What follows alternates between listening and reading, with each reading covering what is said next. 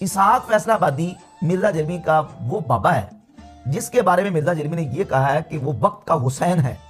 मुतकद्दमीन व मुताखिरीन में से मैं पहला नंबर मौलाना इसहाक को देता हूं। मौलाना इसहाक वो हैं जिन्होंने मेरे दिमाग की गिरें खोली हैं। अलगर्ज मिर्जा जरमी इसहाक फैसलाबादी साहब के बारे में रत्बुल लिसान नजर आता है।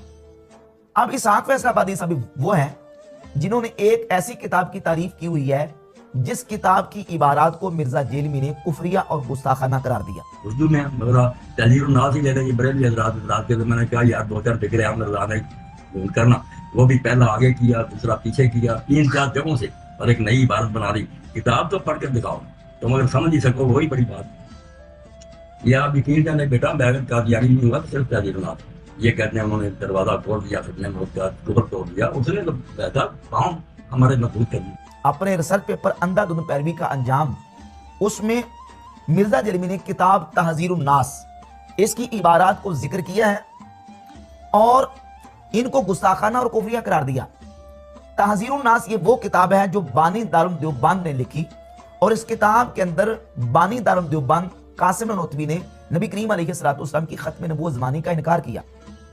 हर मुसलमान ये जानता है कि खातमुन नबीयीन का माना आखिरी नबी है और माना यह है कि नबी करीम अलैहिस्सलाम ज़माने के एतबार से आखिर में है। हुजूर के बाद और हुजूर के ज़माने में कहीं और को नबी पैदा नहीं हो सकता। हर मुसलमान का ईमान और अकीदा है। कासिम ननोतवी ने अपनी इस किताब के सफ़ा 41 पे लिखा कि अव्वल माना खातमुन नबीयीन मालूम करनी चाहिए ताकि फाहमे जवाब में कुछ दिक्कत ना हो। सो अवाम के ख्याल में तो रसूलुल्लाह सल्लल्लाहु अलैहि वसल्लम का खातम होना बई माना है कि आपका ज़माना अंबिया साबिक के ज़माना के बाद और आप सामने आखिरी नबी है, मगर अहले फहम पर रोशन होगा कि तकद्दुम या ताखुर ज़माने में भी ज़ात कुछ फजीलत नहीं।